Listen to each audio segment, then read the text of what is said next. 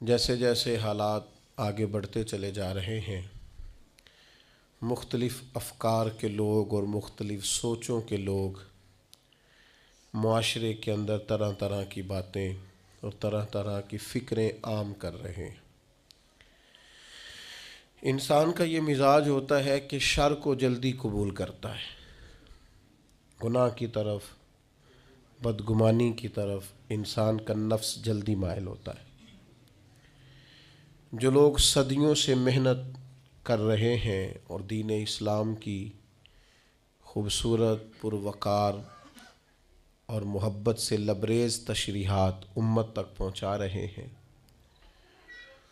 उन्होंने अव्वलीन जद्दोजहद इस बात पर की है कि किसी भी तरीके से इस उम्मत को अल्लाह और उसके रसूल के साथ जोड़ा जाए सल्लल्लाहु ताला अलैहि वसल्लम। जब उम्मत अल्लाह रसूल के साथ जुड़ जाएगी तो फिर अल्लाह रसूल के अहकामात मानना, रब रसूल के दिए हुए दीन पर अमल करना, अपने सारे इखलाकी रवैयों को दुरुस्त करना ये आसान हो जाएगा। जितनी महाफिल मुनक़िद की जाती हैं, जितने इज्तिमात मुनक़िद किए जाते हैं, जितनी खानकाही मजालस का इनेकाद किया जाता है, इनका एक ही मकसद होता है। वो मिलाद शरीफ के मौके पे महफ़िल हो, मिराज शरीफ के मौके पे महफ़िल हो, वो किसी और उन्वान से महफ़िल हो, जब किसी भी इज्तिमा को महफ़िल का नाम दिया जाता है तो मकसूद होता है कि उसमें नबी पाक अलैहिस्सलाम के फ़ज़ाइल बयान किए जाएँ, हुज़ूर की नात बयान की जाए, नबी पाक के ख़साइल बयान किए जाएँ, ताकि उम्मत के नौजवानों के दिलों में रसूल पाक की मोहब्बत बढ़ जाए, हुज़ूर का प्यार बढ़ जाए। और जैसे जैसे हुज़ूर की मोहब्बत उम्मत के दिलों में बढ़ती जाती है, हुज़ूर की ग़ुलामी का और फर्मा बरदारी का जज्बा भी बढ़ता जाता है। और अल्हम्दुलिल्लाह इन महाफिल ने, इन इज्तिमात ने एक ज़बरदस्त इनकलाब बर्पा किया है और ज़माने से लोग देख रहे हैं कि हुज़ूर की नाते पाक का कुछ शेर आता है या नबी करीम अलैहिस्सलाम का नाम नामी इसमें गिरामी आता है तो मोमिन के वजूद में हलचल पैदा होती, ताज़गी पैदा होती। उसको लोग अपना अपना उन्वान देते हैं। कोई कहता है मेरा ईमान ताज़ा हो गया है, कोई कहता है मेरे वजूद पर वजद तारी हो गया है, कोई कहता है कि मेरी वो सारी मोहब्बत दर्द बन कर आंसुओं के ज़रिए छलक पड़ी है। लेकिन इन महाफिल से बहरहाल ये नतीजा ज़रूर निकला है कि लोगों के दिल गुंबद खज़रा के करीब चले गए। दूसरी बात हमेशा याद रखिएगा कि चीज़ें अपनी ज़िद से पहचानी जाती हैं। कोई भी चीज़ जब उसकी मुखालिफ चीज़ का ज़िक्र किया जाता है फिर उसकी पहचान होती है। अगर रात ना हो तो दिन की कोई पहचान नहीं है, अगर सुबह ना हो तो शाम की कोई पहचान, अगर उजाला ना हो तो अंधेरे का कोई नाम लेने को भी तैयार नहीं है। चीज़ें अपनी ज़िद से पहचानी जाती हैं। अल अशियाउ तारिफु बिअज़दादिहा। अरब कहते हैं कि कोई भी चीज़ अपने ज़िद से पहचानी जाती है। जिस तरह नबी पाक अलैहिस्सलाम के फ़ज़ाइल का, हुज़ूर की नात का, नबी पाक की अज़मतों का बयान हमेशा से होता रहा है ना, इस तरह से बाज़ ऐसे नादान भी थे जो हमेशा बाज़ चीज़ों को समेटते रहे हैं, बाज़ चीज़ों को वो घेरते रहे हैं और वो तरोड़ मरोड़ के चीज़ों को इस तरह पेश करते रहे हैं कि बिल्कुल एक नया रास्ता, हट के रास्ता। एक गिरोह गुज़रा है उम्मत में जिसको नेचरी कहा जाता है। ये बाकायदा एक फ़िरका था और उस फ़िरके के बड़े शख्स का अगर मैं आपको नाम बताऊं तो आप सारे वाकिफ़ हैं। उनके बड़े शख्स का नाम था सर सैयद अहमद ख़ान। ये नेचरी थे। ये कहते थे कि अगर मिराज शरीफ की सारी अहादीस सही भी हों, इन्होंने वो सारी अहादीस लिखी, सारी सही अहादीस को कोट किया सारी सही अहादीस कोट करके कहा कि ये सही भी हैं, रावी भी दुरुस्त हैं, 30 के करीब सहाबा इन रिवायात को रवायत करने वाले हैं। तो फिर भी कहने लगे कि हम इसलिए वाक़या मेराज को माज़अल्लाह तस्लीम नहीं करते कि एक शख्स का, एक इंसानी वजूद का फ़िज़ा में मुअल्लक़ रहना मुमकिन नहीं और फ़िज़ा से गुज़र के जाना मुमकिन नहीं। कहने लगे अगर सारी रवायतें दुरुस्त भी मान ली जाएं तो फिर भी चूँकि ये फ़ितरत के ख़िलाफ़ है, ये रूटीन में जो काम होते हैं उनके ख़िलाफ़ है, तो हम ये कहेंगे माज़अल्लाह रावियों को गलती लग गई है बात करने में। यानी सारी रवायतें लिख के भी तस्लीम करने को तैयार। अच्छा, बड़े अजीब लोग हैं, ये समझते ही नहीं। मोजज़ा पता किसे कहते हैं? मोजज़ा और करामत कहते हैं खिरके आदत को। खिरके आदत का मतलब होता है आदत को फाड़ देना। जो काम आदत के मुताबिक चल रहा हो वो करामत और मोजज़ा नहीं होता। जो आदत से ज़रा हट के हो उसको मोजज़ा और करामत कहा जाता है। जो रूटीन में चल रहा हो वो तो चल ही रहा है रूटीन में।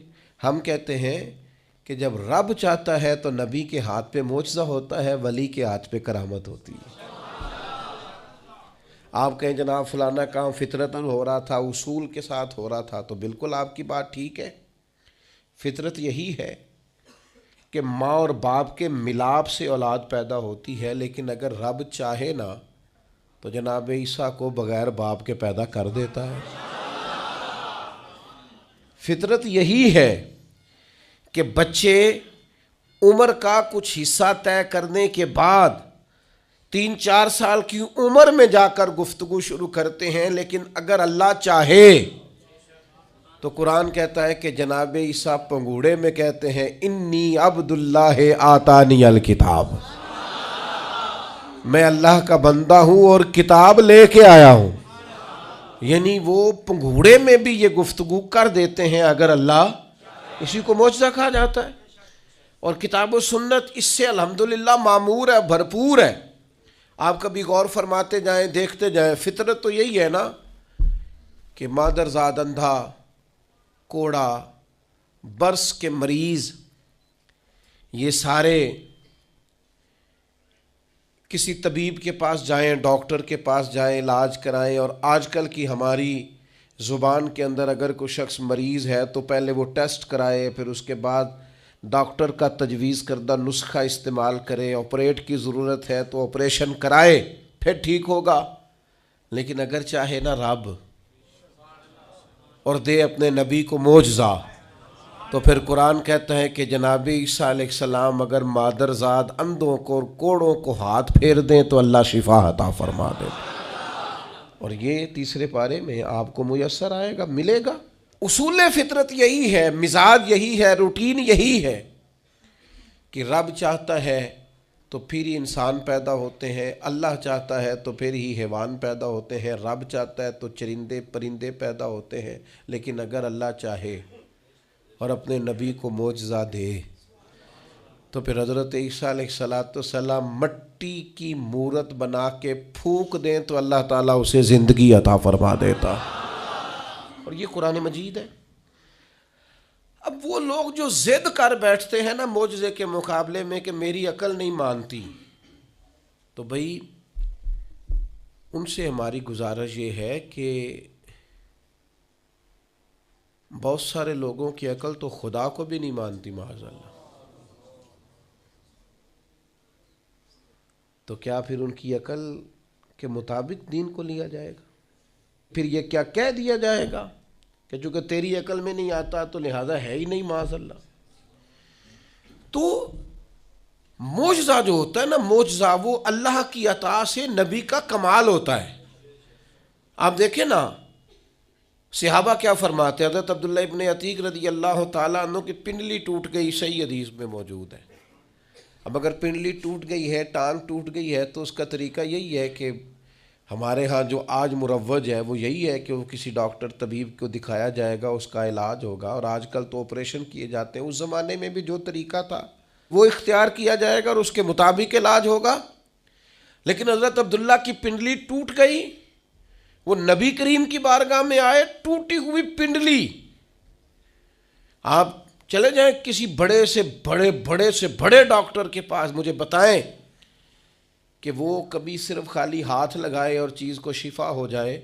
लेकिन यहाँ मंजर ये है कि पिंडली टूट गई है, महबूब ने लुआब दहन लगाया है, अल्लाह ने शिफा अता फरमा दी। आप इस मिजाज को समझें, ये दीन का बाकायदा उन्वान है, ये बाकायदा उन्वान है दीन इस्लाम का। अब आंखें किसी शख्स की दुखती हैं तो अब तो खैर अल्लाह ताला ने आसानी कर दी, वरना ये 10-15 साल पहले काला मोतिया, सफ़ेद मोतिया एक बहुत बड़ा मर्ज होता था और बाकायदा मुश्किल था लोगों के लिए इलाज की तरफ बढ़ना, एक मुश्किल काम था। और आँखों की बिनाई आज भी आप देख लें, पैदाइशी तौर पर बच्चे बेचारे बाज आँखों की नज़र की कमज़ोरी का शिकार है, इतनी मोटे शीशों की ऐनकें उनको लगी हुई हैं और बड़ी मुश्किल से वो देख पाते हैं। लेकिन फ़तेह खैबर के मौके पर हज़रत मौला अली शेर खुदा को आशूब चश्म है, और जब हुजूर ने फरमाया अली को बुलाएं तो कहा या रसूल अल्लाह आँखें दुखती हैं, तो फरमाया बुलाओ तो सही ना। तो बुलाया है तो मौला कायनात फरमाते हैं नबी करीम ने लुआब दहन लगाया है, इतना अच्छा तो पहले नज़र नहीं आता था जितना अब नज़र आना शुरू हो गया। ये क्या है? ये नबी पाक का। आपको समझ आ गई मसले की? सबसे पहले मैंने ये अर्ज़ किया कि इन महाफिल का फ़ायदा ये है कि उम्मत को हुजूर के करीब किया जाए। दूसरी बात ये कि एक है फितरत से काम चलना और एक है नबी का मोजज़ा होना। यानी सहाबी ने हुजूर से कहा या रसूलल्लाह जंग के मौके पर मेरी तलवार टूट गई, तो नबी पाक ने छड़ी उतार के ना एक टहनी तोड़ के एक दरख्त से दी। तो वो सहाबी फरमाते हैं जब महबूब ने तोड़ी तो वो टहनी थी, मेरी तरफ आ रही थी, टहनी थी, और जैसे ही महबूब ने मुझे थमा दी उसे अल्लाह ने तलवार बना दिया। ये क्या है? ये नबी का। एक तीसरी बात सुने, इस्लाम का निज़ाम दो तरीक़ों से चलता है। एक इस्लाम का निज़ाम चलता है असबाब के साथ, आग जलाती है, दरिया डबोता है, इंसान पर तलवारें और ज़ख़म लग जाएं तो उसे तकलीफ़ होती है। ये असबाब का रास्ता है कि आग ने जलाना है। और एक है रूहानी रास्ता, आग जलाती तो है लेकिन अगर मदद अल्लाह की शामिल हो तो फिर हज़रत इब्राहीम को नहीं जलाती। या नारुकूनी बरदम व सलामन अला इब्राहीम, फिर वो जनाब इब्राहीम को जलाती। उसूल तो यही है कि दरिया में जो जाए तैरना ना आता हो तो डूब जाता है, लेकिन अगर अल्लाह चाहे ना हज़रत मूसा अपने घोड़े दरिया में डाल दे तो भाई फ़रक ना बिकुमुल बहरा फ़अनजयनाकुम व अगरकना आला फ़िरऔन, तो अल्लाह कहता मैंने दरिया फाड़ के मूसा के लिए रास्ता बना दिया। अच्छा, जिस दरिया से हज़रत मूसा बच के निकल गए उसी दरिया में फ़िरौन और फ़िरौन वाले गर्क हो गए। ये क्या है? ये रूहानी ज़िंदगी। एक है असबाब कि आप पानी में घोड़ा फेंकेंगे आप डूब जाएंगे, एक है रूहानी ज़िंदगी। ये मैं कुरान मजीद पढ़ रहा हूँ, मैंने कोई हदीस भी नहीं सुनाई, बुज़ुर्ग का कौल तो दूर रहा। कुरान फरमाता है कि हमने फ़िरौन और फ़िरौन वालों को उसी दरिया में गर्क किया जिस दरिया में हमने हज़रत मूसा के लिए रास्ते बना दिए थे और दरिया फाड़ के रास्ते बना दिए थे। तो रब करीम ने एक रूहानी ज़िंदगी भी मोमिन की रखी है। रूहानी ज़िंदगी ज़रा गौर कीजिएगा, भला मैं क्या कहने लगा। सिर्फ 50 सेकंड के लिए आपने सोचना है। ज़िंदगी में हमें बहुत सारी ऐसी चीज़ें मिली हैं जो हमारी मेहनत का नतीजा नहीं। हमें बहुत सारा ऐसा कुछ मिला है जिसके हम काबिल थे नहीं, पर रब ने अता कर दिया है। बस समझ लो आप, ये जो आपको मिला है ना, थे नहीं काबिल पर मिला है। कुछ तो मेहनत की है, कोशिश की है, तो उसके सबब से हो गया। जो बग़ैर मेहनत के जद्दोजहद के मिला है ना, ये वो रूहानी रास्ता है जिसके बारे में अल्लाह का कुरान कहता है वमन यत्तकिल्लाह यजअल लहू मखरजा। जो अल्लाह से डरेगा, अल्लाह हर मुश्किल से निकलने के लिए उसे रास्ता अता कर देगा। व यरज़ुक़हु मिन हैसु ला यहतसिब, और उसे वहां से रिस्क देगा जहां से उसने कभी सोचा भी नहीं होगा। एक रूहानी जिंदगी है इंसान की, वो मेरे साथ भी है, आपके साथ भी। कई चीज़ें हमारे पास ऐसी हैं कि अगर हमारी काबिलियत देखी जाए तो वो हमारे पास हो सकती, यानी से सबूत ना पूछो मैं तो नजरे करम कद होई, ए मैं जाना या दिल भर जाने, ए फिर गैर न जाने। कुछ चीज़ें ऐसी हैं जो खालिस मुख्तसर सी मेरी कहानी है, जो भी है उनकी मेहरबानी है, वो हमारी मेहनत का नतीजा। ये रूहानी ज़िंदगी है। रूहानी ज़िंदगी को समझो, एक रूहानी निज़ाम है अल्लाह का, उसने बनाया है। सहाबा फरमाते हैं जंगे बदर का मौका था, अल्लाह के फरिश्ते आए हुए थे, कुरान कहता है फरिश्ते आए हुए थे। तो हाल ये था कि सहाबा फरमाते हम किसी की गर्दन काफिर की काटने लगते थे, उसकी गर्दन हमसे पहले कट के गिर जाती थी। ये क्या है? ये अल्लाह का रूहानी निज़ाम है, उसने बनाया है। आपके और मेरे साथ ये निज़ाम वाबस्ता है। अब चौथी बात समझें, चौथी बात समझें, जो जितना बड़ा होता है ना, और जिसको लोगों ने मानना होता है, जिसके पीछे चलना होता है, उसके पास कोई ना कोई कमाल हो तो फिर ही लोग उसकी इत्तिबा और पैरवी करते हैं, फिर ही लोग उसकी पैरवी करते हैं। अगर उसके अंदर कोई कमाल ना हो, तीन चीज़ें होती हैं जिसकी वजह से लोग किसी से मोहब्बत करते हैं। या बंदे में जूदो नवाल हो, सखी हो, खर्च करता हो, एहसान करता हो, या फिर उसमें हुस्न व जमाल हो, सोना बड़ा हो, प्यारा बड़ा हो, या तीसरी बात यह है कि फजल और कमाल हो, उसमें कोई बुलंदी हो। अल्लाह की ये शान रही है कि अल्लाह ने जितने भी पैगंबर पैदा फरमाए आला ख़ानदानों में पैदा फरमाए। अल्लाह ने जितने भी अंबिया किराम अलैहिमुस्सलाम मबूस फरमाए सारे सोने थे, एक से एक बढ़कर हसीन थे। हज़रत दाऊद अलैहिस्सलाम का हुस्न जमाल देखा नहीं जाता था, खूबसूरत थे जनाब दाऊद अलैहिस्सलाम। और जनाब यूसुफ 3 महीने रज्जी खलकत वेख यूसुफ की नानी। हज़रत यूसुफ अलैहिस्सलाम के बारे में मुल्ला रूमी ने लिखा है, जब कहत पड़ गया था ना मिस्र में, तो यूसुफ ने चूँकि गंदुम गल्ला स्टॉक कर लिया था, तो इब्तदाई तौर पर आपने ये तजवीज़ दी थी और ये हिकमत अमली अपनाई थी। आपने लोगों से कहा था कि फ़िलहाल तुम्हें गंदम नहीं मिलेगी, जिसको भूख लगे ना वो मेरा चेहरा देख ले आके,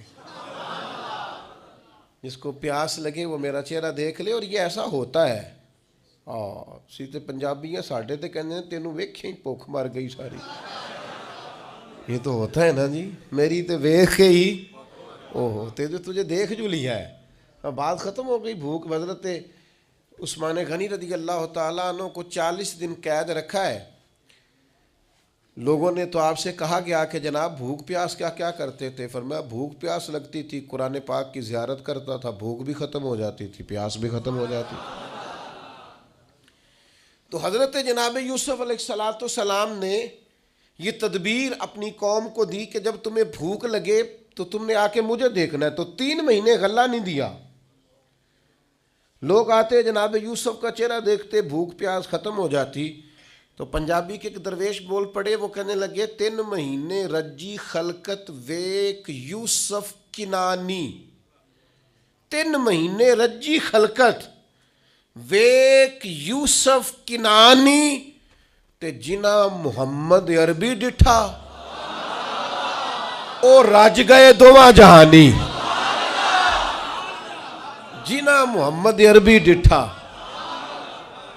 ओ रज गए दोवां जहानी। तो अल्लाह ताला ने हुस्न जमाल अता किया था। फिर नबियों के पास फजल और कमाल होता है। मैंने आपको कमालात सुनाए ना हज़रत ईसा अलैहिस्सलाम। मादरजाद, अंधे, कोड़े, बर्स के मरीज़ आते, आप हाथ फेरते शिफा हो जाती। आप मिट्टी की मूरत बना के फूकते, अल्लाह ताला उसमें चाँद पैदा कर देता। हज़रत दाऊद अलैहिस्सलाम लोहे को हाथ लगाते, अल्लाह नरम कर देता। हज़रत आदम अलैहिस्सलाम 1000 पेशा जानते थे, 1000 बोलियाँ बोलते थे, अल्लाह ने कमाल अता फरमाया। हर पैगंबर को अल्लाह ने शान दी, अजमत दी। जनाब इब्राहीम के कमालात का कोई इनकार कर सकता है? उनकी शान जिनको बार बार कुरान मजीद उनके तज़किरे करे और रब कहे वत्तख़ज़ल्लाहु इब्राहीम खलीला, उनकी शानें, उनकी अजमतें क्या बात है। बस मेरे भाई समझ लो, जब किसी का फजल कमाल लोग देखते हैं तो फिर पैरवी करते हैं, बिला मिसालो बिला तशबीह। अल्लाह ने नबियों को फजलो कमाल, हुस्नो जमाल, जूदो नवाल दे के भेजा ताकि लोग उनका कमाल देखें, उनकी गुलामी करें।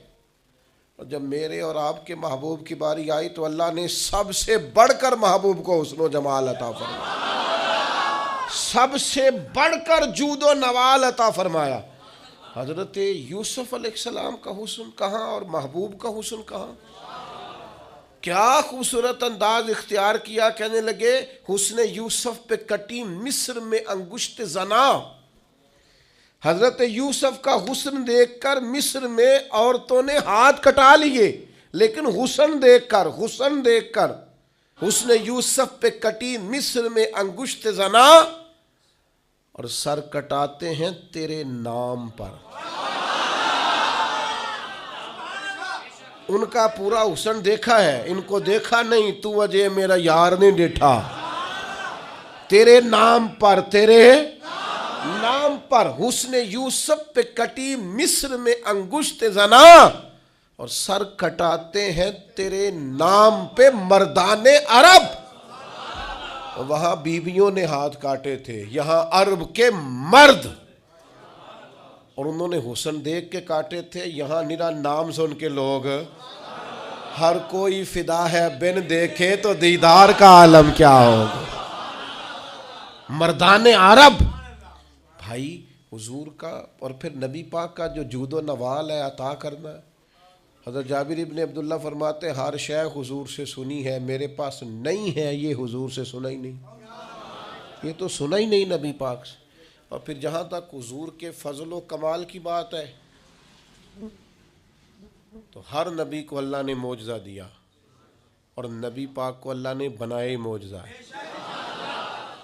या अय्युहन्नासु कद जाकुम बुरहानुम मिर रब्बिकुम, हुजूर का एक एक बाल मौजज़ा है, आँख मौजज़ा है, कान मौजज़ा है, लबहाए मुबारक मौजज़ा है, लुआबे दहन मौजज़ा है, नबी पाक अलैहिस्सलाम की जुल्फ़े अंबरी मौजज़ा, महबूब की नज़रे माजाग मौजज़ा, दस्ते यदुल्ला मौजज़ा, चेहराए वजहुल्ला मौजज़ा, नबी पाक सल्लल्लाहु ताला अलैहि वसल्लम का सज धज के आना और मिलाद होना ये भी मौजज़ा, और सज धज के अर्श पे जाना और मिराज हो जाना ये भी मौजज़ा।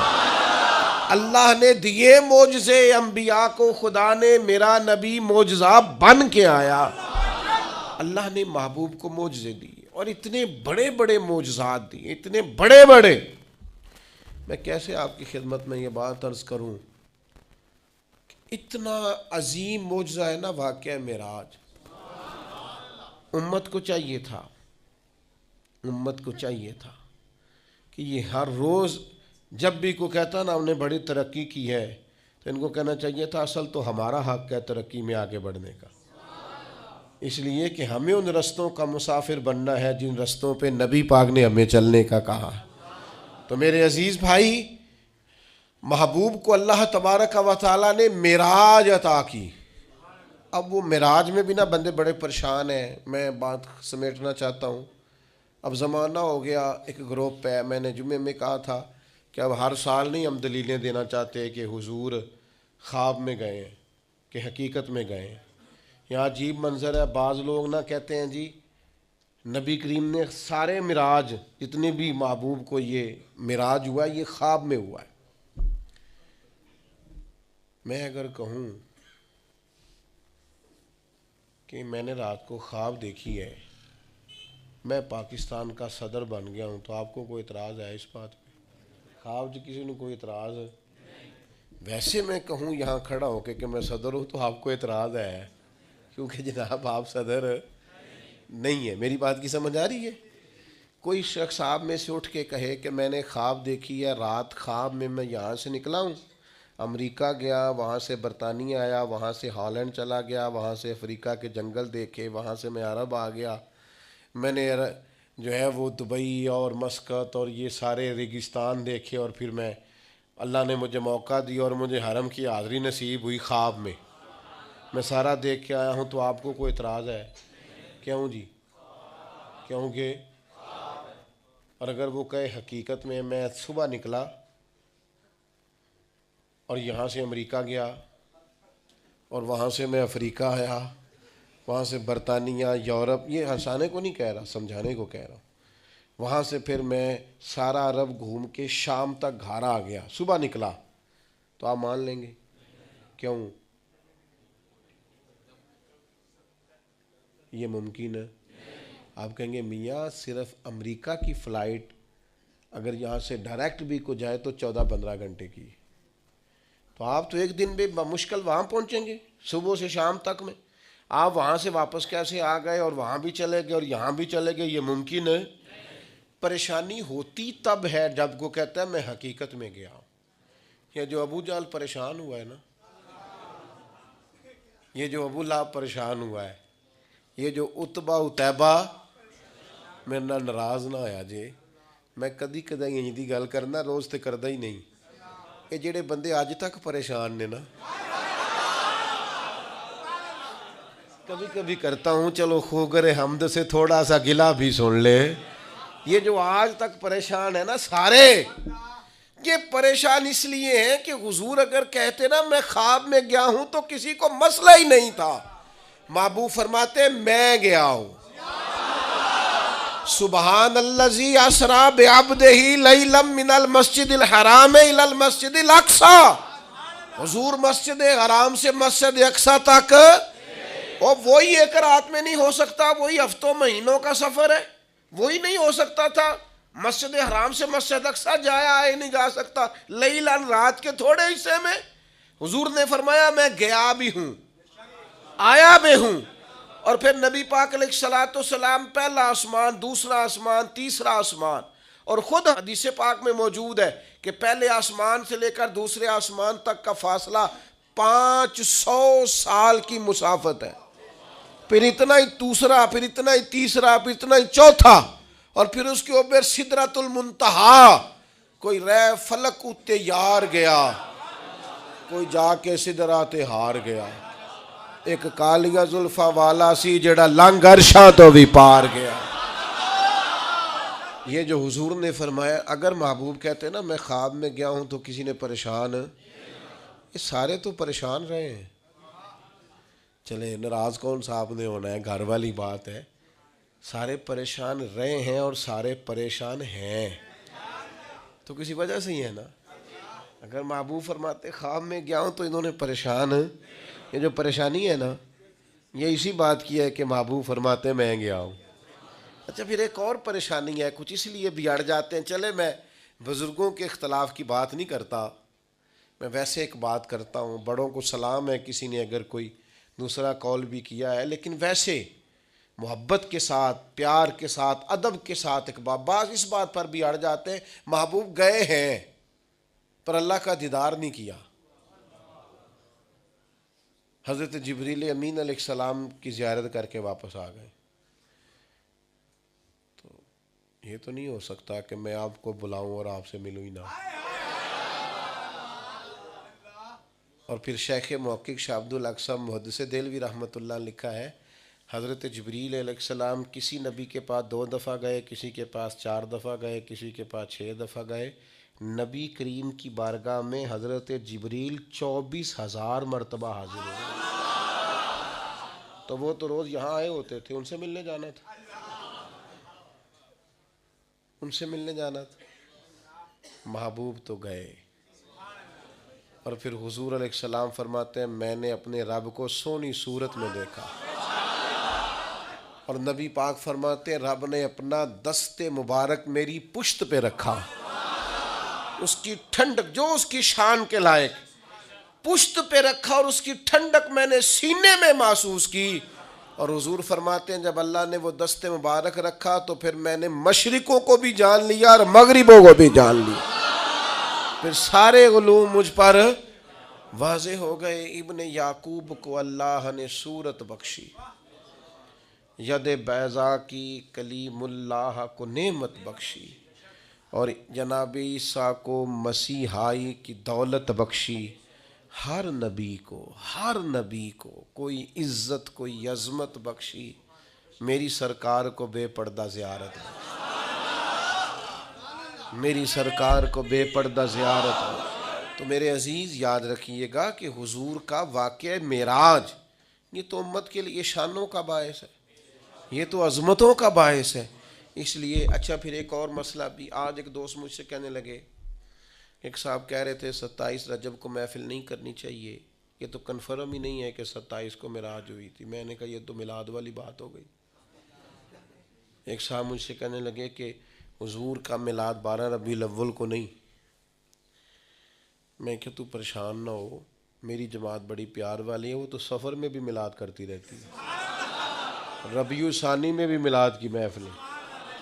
अब तो मुझे ज़माना गुजर गया सफ़र करते, वो तो सारा साल ही मिलाद करते रहते, आप क्या बात करते।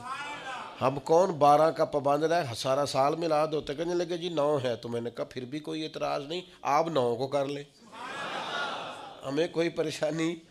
हम 27 रजब को मेराज की महफिल कर रहे हैं, आपका ख्याल है 5 रजब है, आप 5 को मेराज की महफिल कर रहे हैं, हमें तो कोई परेशानी वाली बात। तो बिला वजह के उलझाओ, बिला वजह की बहसें नहीं होनी चाहिए। बात को ख़त्म करता हूँ, करना क्या है, उम्मत ने करना क्या है। वाक़या मेराज सबक क्या देता है, दरस क्या देता है। वाक़या मेराज उम्मत को ये सबक देता है कि नबी पाक अलैहिस्सलाम ने अपनी हयात ज़ाहिरी में जितना सफ़र किया है वो उरूज की तरफ किया, वो फतह की तरफ किया है। नबी पाक अलैहिस्सलाम ने हर कदम उठाया है तो वो जद्दोजहद है, वो कामयाबी है, वो आगे बढ़ना है, वो उरूज है। वो 1 2 3 सहाबा से बात शुरू हुई, फिर हुजूर मदीना तैयबा तशरीफ ले गए, फिर हालात का ये रंग हुआ कि इन्ना फतहना लक फतहम मुबीना, फिर वो उरूज हुआ, वो 23 सालों में वो इनकलाब आया, आगे बढ़ना, जद्दोजहद करना, कोशिश करना, उरूज की तरफ जाना। वो वक्त आया कि इज़ा जाअ नस्रुल्लाहि वल फतह वराईत अन्नास यदखुलून फी दीनिल्लाहि अफ़वाजा। महबूब आप देखेंगे अल्लाह की मदद आई, फतह हासिल हो गई, फौजों की फौजें दीन में दाखिल हो रही। उरूज है, कमाल है, तरक्की है, आगे बढ़ना, जद्दोजहद करनी। उम्मत आज बैठ के सोच रही है कि हमने कोई मेहनत ही नहीं करनी, हमने आगे नहीं बढ़ना, हमने किसी इजाद की तरफ तवज्जो नहीं देनी, हमने तरक्की का कोई रास्ता इख्तियार नहीं करना। ये एक इजाद करके हमें दी गई है ना मोबाइल, तो उसका मतलब ये है कि हम अपनी कमर टेढ़ी कर लें लेट लेट के मोबाइल देख देख के।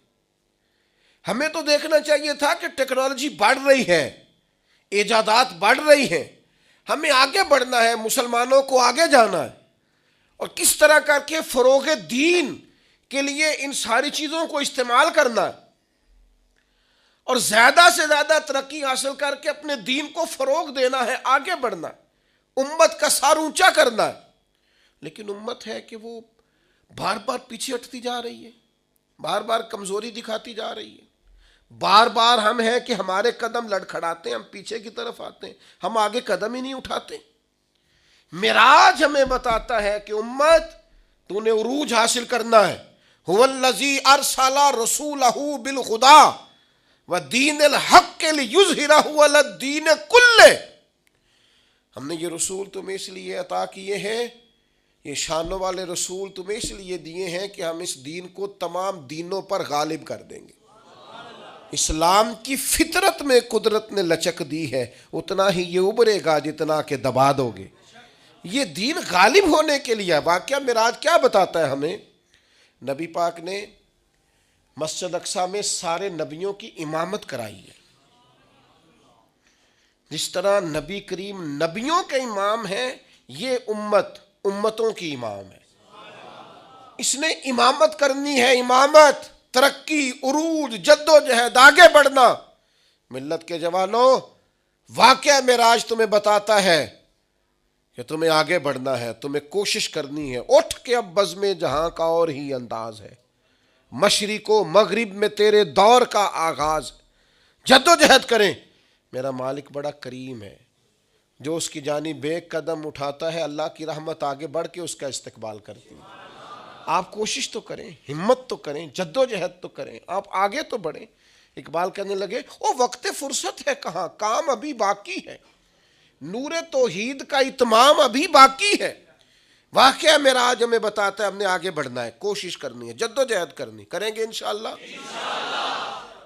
जो शख्स जिस हद तक अपने लिए, मुल्क के लिए, मिल्लत के लिए, खानदान के लिए, कबीले के लिए, दीन के लिए जद्दोजहद कर सकता है, वो करे, वो आगे बढ़े, हिम्मत करें, दो दो चार चार लोगों का बाजू थामे, सहारा बने, लेकिन उरूज की तरफ बढ़े। नौजवानों से कहता हूं, जदीद हालात को देखो, सीखो, टेक्नोलॉजी की तरफ बढ़ो, इल्म की तरफ बढ़ो, शऊर की तरफ बढ़ो, बैठे ना रहो।